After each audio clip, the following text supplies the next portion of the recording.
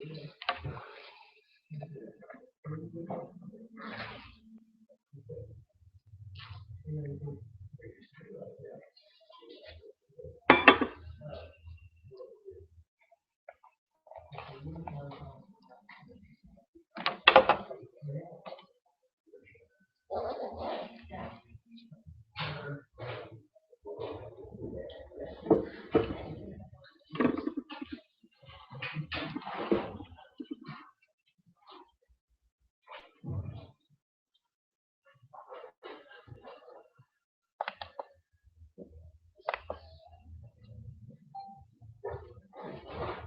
what's going on today besides classes?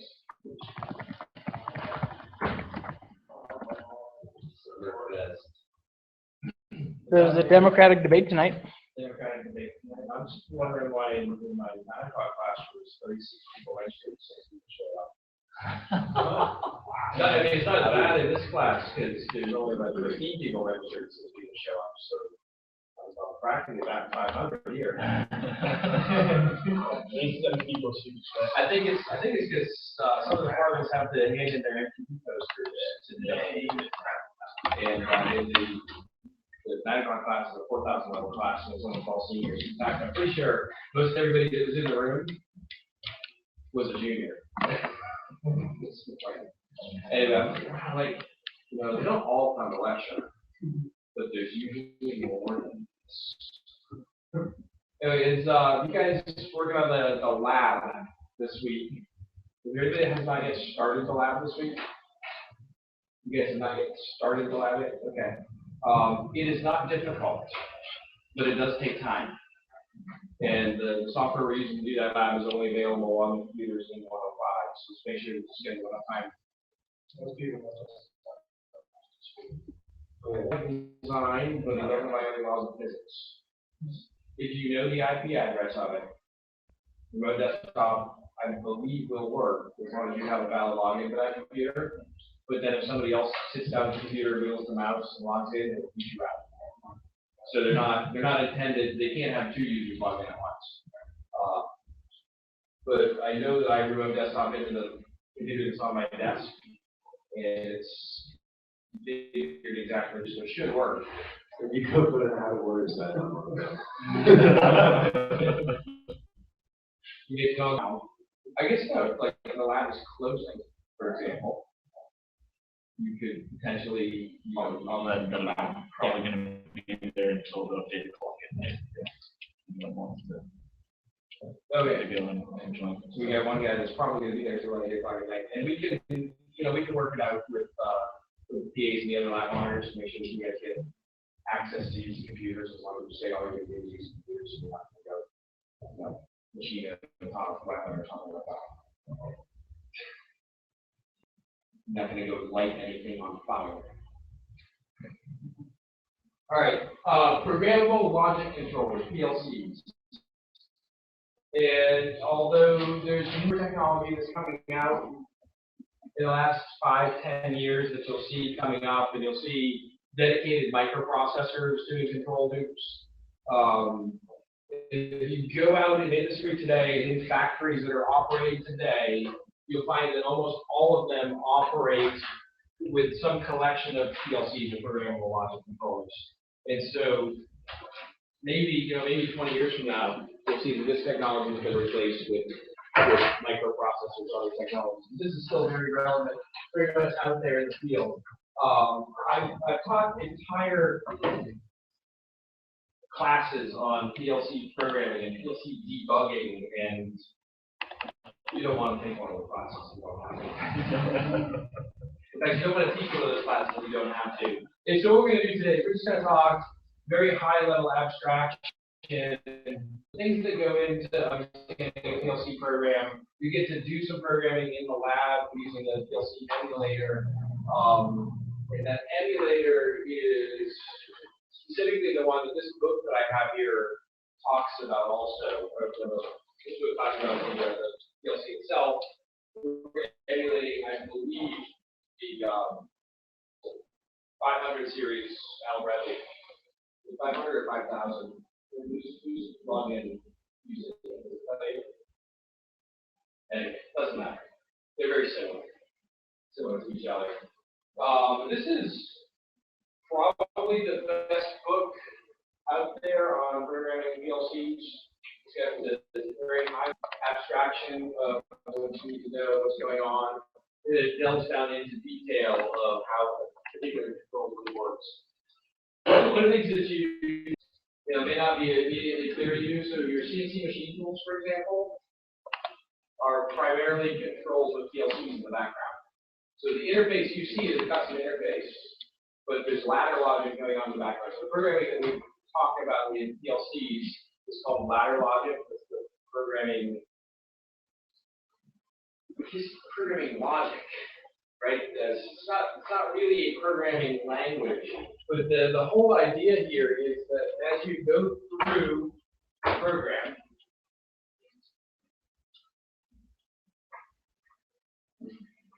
and people that haven't seen,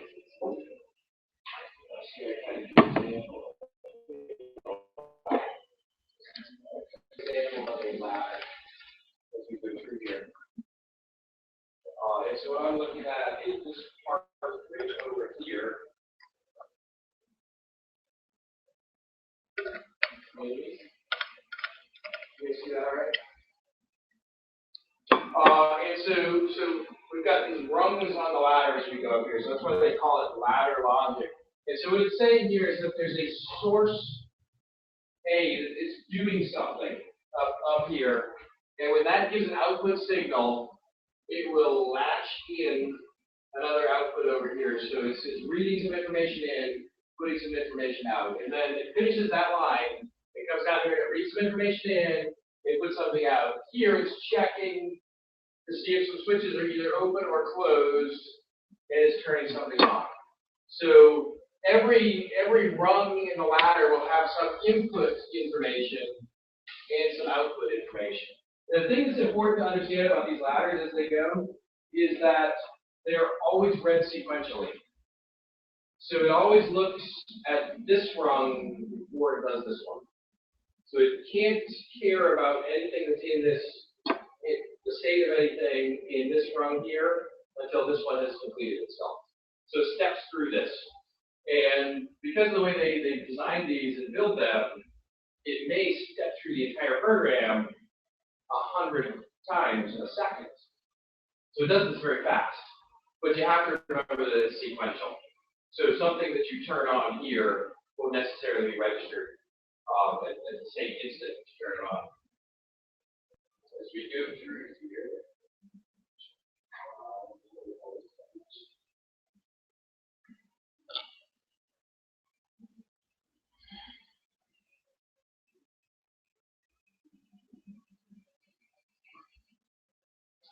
So I said this is a really great book. Unfortunately, it's out of print.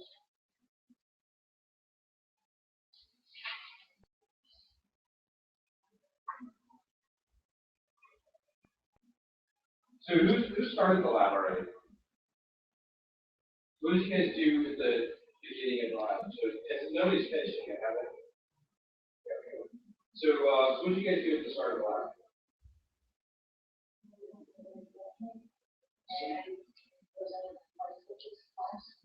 Right, so you're turning some switches on and off and expecting some lamps to operate or not operate, right? And again, what this does is it allows us to, the two things that it does, it allows you to have a device that requires a lot of power to have a switch that's switched with a signal that's at very low power. So that's one of the things that we can do here. So that if you're going to turn on, say, the 480 volt three-phase motor that's running at 60 amps, you don't have to have a giant switch to activate that you manually operate. You have a simple push button over here that then behind the scenes activate a switch, right? So you're activating that remotely. And did you get to, did you start on timers in that introduction here? Okay.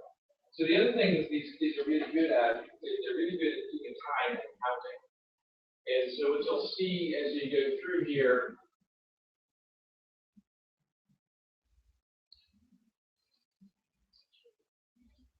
is there's different ways that you can signal it to turn on or turn off something using the timers, and so you can have it. I know that you're going to use timer signals because you're going to build an intersection, a four-way stoplight intersection. You have sensors that tell you when a car to arrive, that signals the light stop rate. We should have the last exercise. Pretty sure as you get through that, that'll be the last exercise. So you go through timers and stuff as you get to that. The important thing to talk about today, I guess, is so we talked about order of operations. It always goes through the rung, through all the rungs, and it repeats back up to the top. Each step can have many sensor inputs, but they can only have one output on the rung.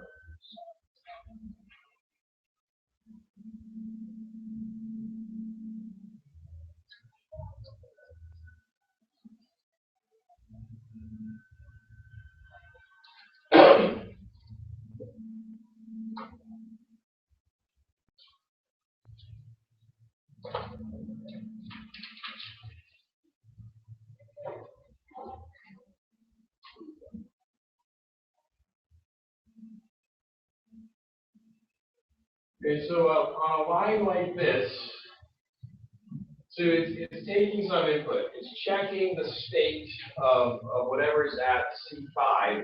This is checking probably the position of the switch. So is the switch open or closed? So it's going to get to this line. It's going to check to see what's the state in this position. And it's going to come over here. It's going to come into this counter and start the counter. But at the same time, it's going to go around that, and it's going to operate this reset bit. So if you've got this type of a structure here, it's doing both of those things at the same time. So it's doing it in parallel. When you've got a structure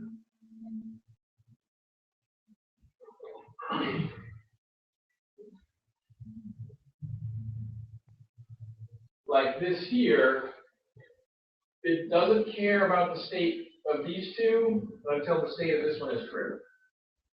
So if it gets to this one and it's false, it comes out of the next line. It doesn't check the rest of them.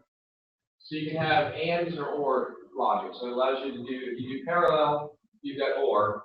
If you do series, it's and. So now you can have an and or an or in a logic sequence. And so if we come down here, if this switch is in the closed position, or this one is in the closed position, it will come through and it will check the status of this one. If they're both in the open position, it won't even care about the status of that one. So you can stack the ands and the ors as you go through there in the logic. One input, one output, or sorry, many inputs, only one output on each line of the rung. So you just did the introduction. Anybody else? I have a question. Yeah. All right. Is this more of like a simulator to give us an idea of how the circuit should be set up, or would you actually use this program to design a circuit and use this program to change? We're emulating the PLC, but the PLC is a black box. Yeah. And it's got lines that come into it and lines that come out of it. And so you would connect switches to the different input lines and connect output drives to the different output lines, wires. Yeah. And this is the logic then. So you use this to design. So you use this to design the circuit, but the circuit is happening all inside the black box of the PLC. Okay. So you don't do any wiring inside the PLC. Right. It's all virtual wiring. So you're designing the circuit where it's going to check the state. And so And then this will like generate code for programming that. this is the code that runs. It's so you'll send it over there. And then the Oh, PLC the will just do all this stuff. Okay. Yeah. So yeah, there's all a bunch of transistors in a box. Pilot transistors in a box. Basically. You can actually use Logic's probe to get the box. Right, you get the box, put the box on the table, you connect the wires Yeah. to the things that you want it to be, and then you can change the programming on the fly. Okay. So actually, while it's running, you can be uploading a new program to it. You're going to stop the interruption, switch the program, and run out. So it allows you to have one box with all the inputs and outputs coming to it, and change the logic and programming on the fly. And so it allows you, and with the ands and the or statements, it allows you to, if this, the light switch is, if this light switch is on, and this one is off, then sound the fire alarm. Or turn the AC on. I hope that's the AC and not the heat. But yeah. Is Logix Pro what's used in industry today, or is it like a more advanced software now? Depending on which, so each PLC manufacturer will have their own little language. This is the base language that runs on all the Allen Bradley PLCs, which is one of the largest PLCs out there in the industry. So we have this Logix Pro. So this particular version of the software is not the most recent version. I did 2 years ago. I went in PLC training at a bottling company where they took some of their engineers, so system engineers, and most of their electricians, so people had to get troubleshoot the lines. And they had about a 70% deployment of program running on Logix Pro, and the other 30% was the next generation Allen Bradley software, which is the same ladder logic. It's really what's different is some of the timings the way that the PLC itself works and some of the way you do the wiring there. And most of you, I'm assuming, are not going to be the electricians that are out in the field. You may have electricians that work for you that are doing this stuff. And so when we look at that, you end up troubleshooting a lot. So what is wrong now? And what sensor outputs are we looking at? Because we know that we turned the switch on and nothing happened. Or even worse, we turned the switch on and the wrong thing happened. Right? And so when you get in, especially in like a bottling facility, something like this, where you can easily contaminate sensors with sticky liquids. Right? So sodas tend to be sticky. Bottling facilities tend to spill stuff all the time, by experience.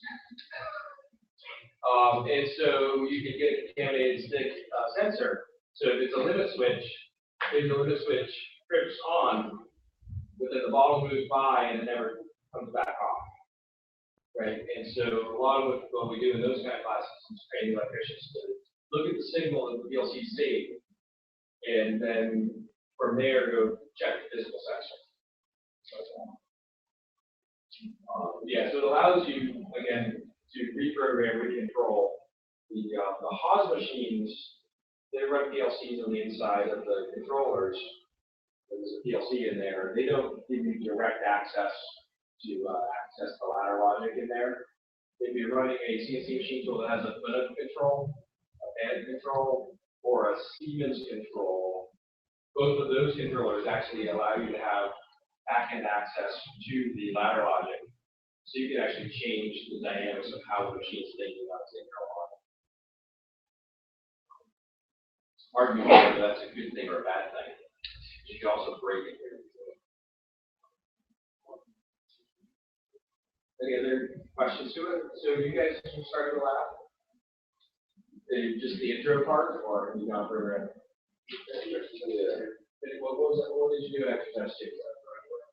Try to program? Yeah, so your PLC then is just a block control. It's basically a computer. It's a computer that's got a lot of on-off switches and wire things too. And these are typically a rack mount system, so you can have expansion modules. So you need to do motor control, for example. You put the motor control board in it, and then it can control either stepper or servo motors, so they've got built-in control systems also. You're saying that you buy a PLC specific for. Yeah, so you buy, so the current ones especially, you'll buy a PLC backplane. So you buy the chassis basically.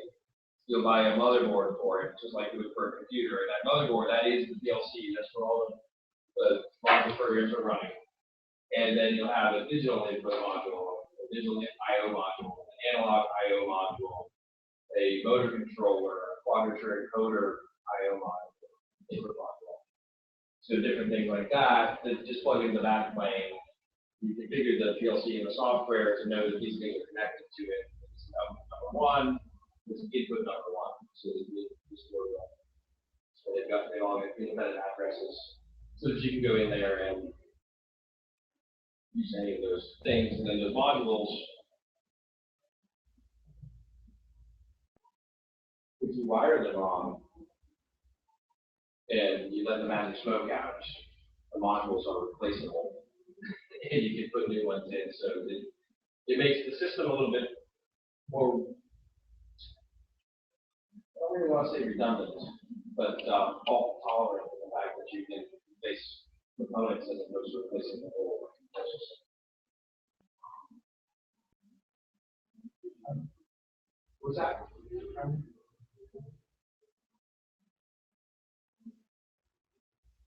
I think so.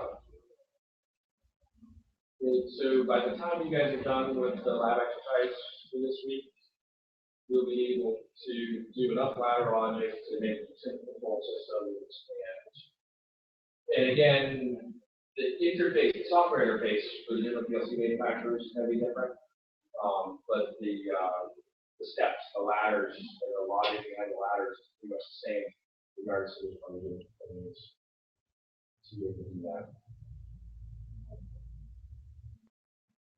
Right. How many hours does it take to finish this book? Depends how fast you move.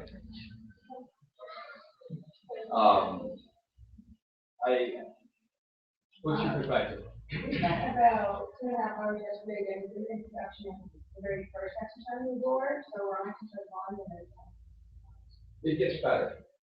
But the introduction is where you get over the initial learning curve, right? yeah. So,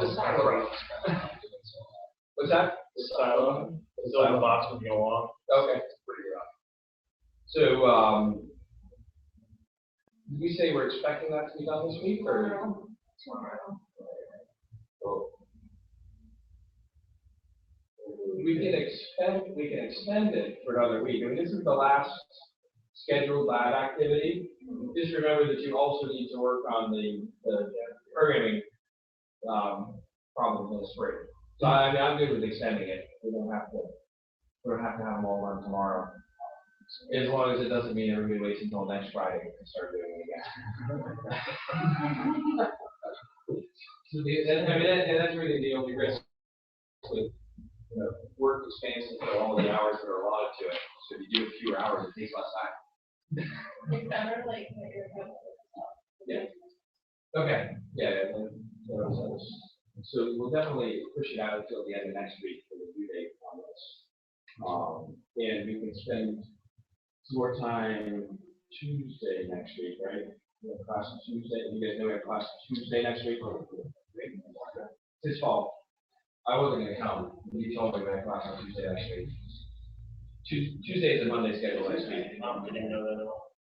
Because Monday is a Sunday schedule next week.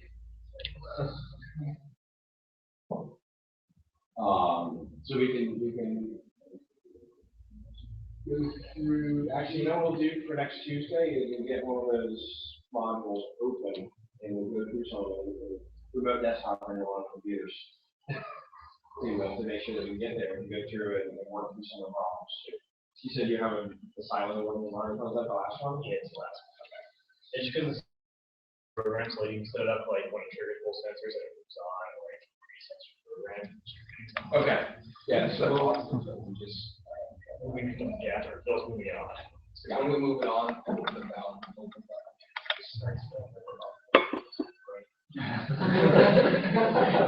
I don't see a problem with that. And then it literally like stops. That's the emulator that we're talking about. In real industry, you'd have somebody running and screaming into the office saying, "Hey, you broke it." But yeah, so let's plan on going through that exercise on Tuesday next week. And you guys email me the code, can you save the code and set it off? You guys email me the code that you created, we can start recording as the basis for that exercise. go through that. We'll do that on Tuesday then. And if everybody else can get enough practice on the emulator so that they understand the things we're talking about on Tuesday next week, and I've seen those things, that'll be better. I'll get you, I've got a PDF copy of this book. It's currently out of print. I'll make you get home. But since it's out of print, I don't feel bad getting you access to the PDF of it. I think we're within fair use as long as we do the whole book. I'll give you some of the sections. I'll take a look at that particular exercise, give you some of the sections that I don't understand. What else is going on? What's you guys want to talk about? You guys explain this was a T49 and T3. They have like the line coming in and then they move under with some. Here. Yeah. I guess like where is it like this and that or? So this is if this one closes or if this one closes, it passes. And basically, you're looking: is there a route to pass a current through?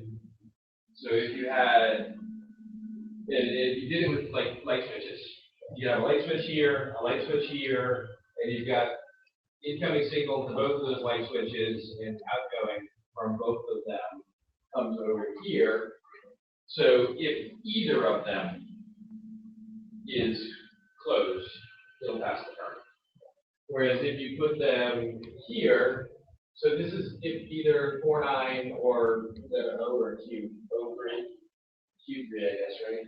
If T40 or Q3 is a complete circuit and one I2 is a complete circuit, then it will go through. So this is how you can do the or and the and in the same line. As long as there's only one output. And the ones that have a little horizontal line, does that mean the switch isn't flipped, then it's closed, and when it's flipped, it opens? Right, so this is normally open, and the signal sets when you close it. This is normally closed, and the signal sets to go. Signals sets. So it tells the VLC that the switch is in that condition. What all of these are doing in the PLC's memory is just flipping a binary bit. So it's either on or off. And in the memory thing. So you're calling up a memory register and saying it's a bit in the on or the off position. And so some switches will go to the on position when they're closed, and some switches will go to the off position. Right? So it's just different designation.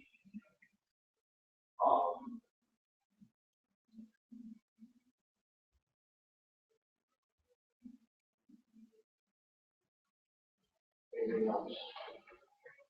What else you guys are excited about? Just gonna complete this next week.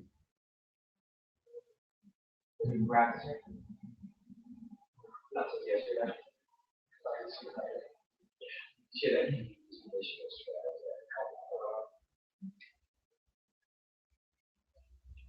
You guys saved the $1 million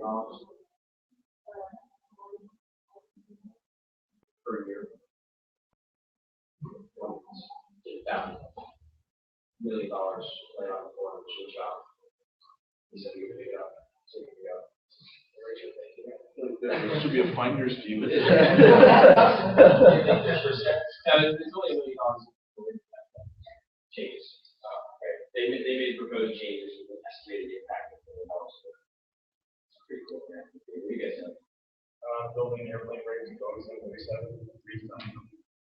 Building an airplane brake, We'll redesign the airplane brakes for it's like the wheel brakes. Is there a problem with those? Because I got a flight next week. I'll check what they're trying to use fluid instead of carbon stacks. So Okay. the rotors and stators, they want to use fluid that can change viscosity based on magnetic pressure. That's pretty cool. Take a few years to get that rolled out, I guess. Yeah.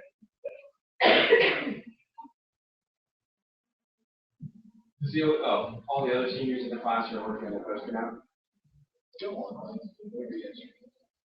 Depending on which major you are, I guess we'll say too, right? But yeah, We did Alpine ski buttons. That's around. What was about the ski bagging? Oh, built a new one. You built a new ski bagging. Yeah. That's why I see it. I don't know. Where'd you build it? It was in Washburn for a while. We printed the binding, but we actually in Washburn we built a vibration machine to test it. Oh, yeah, so you were testing. You Yeah. didn't build the binding. No, well, ish. We assembled. It got 3D printed, but we assembled in Washburn. Cool. I think it's still by the over by the cabinet in the maker bathroom. Yeah. Anything else you guys want to talk about today? Tuesday, we're gonna do PLCs in the emulator live with Steve Jobs. Anything else, nothing else? So I could buy the license for $35 for Logix Pro, for No. live PLC. You could buy the license for $35 for this emulator of Logix Pro. It's not quite the same. Oh, it's not. Oh, you're not getting a full Logix Pro, so you're just getting, maybe you do. I don't know, I just Googled Logix Pro and it came up, have a free download, free trial, but it doesn't want to save anything. Yeah. And then it said $35 for the full license. Oh, okay, that might be what they're doing. So I guess PLC costs more, but you can get Yeah. you can get them on eBay. I can buy that and the PLC and then I can use it to wire all that stuff. that I want. Yeah, absolutely, that's it. You absolutely can. And you get PLCs on eBay Okay. for cheap money, you get the older ones. So Raspberry Pi and PLCs, you know what I'm talking about? Is Raspberry Pi is a microcontroller. that different than PLC? We can do GPIO on it, so it's kind of. I think it falls outside the field. That's what I'm saying, like, there's newer things coming into the market now that aren't necessarily PLCs, they're being used to replace some of the functions PLCs have. So is it the same idea, just doesn't use ladder logic? Yeah, I've never programmed a Raspberry Pi, but I'm guessing it does not use ladder logic. I mean, you can do a couple of things on, but typically it's Python. So the ladder logic in the PLCs, you'll see them factory controls because they're very robust. Very hard to break on these. It's very hard to screw up the code. Code's gonna run very predictably every time. And so it makes it easier to troubleshoot. I think with some of the new, you'll see something like a Raspberry Pi or some other microcontroller controlling the device itself, but not necessarily doing the communication between that device and the rest of the battery. And so you'll see the PLC doing more communication between the device and the rest of the battery. These things are changing. I mean, there's a bunch of new Ethernet controls and things like that. The newest PLCs are all using Ethernet to communicate.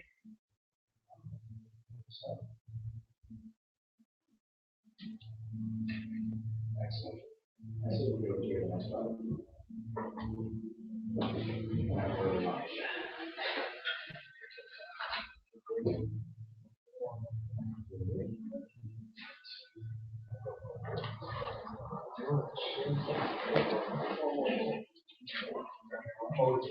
What? I also feel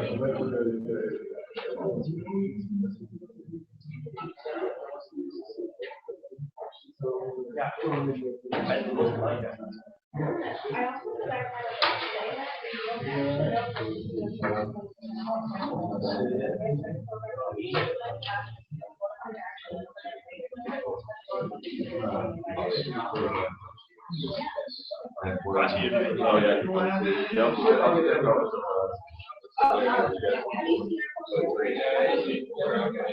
Oh, I have to like fix that one. I don't even know what, like, you know. Yeah, I was gonna buy it,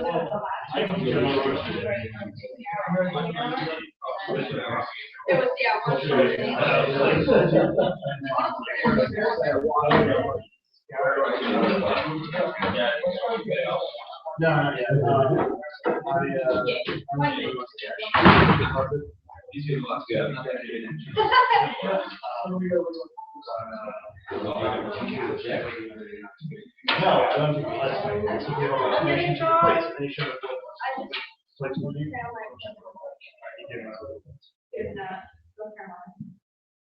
Hey, Rich, what are you doing? I know.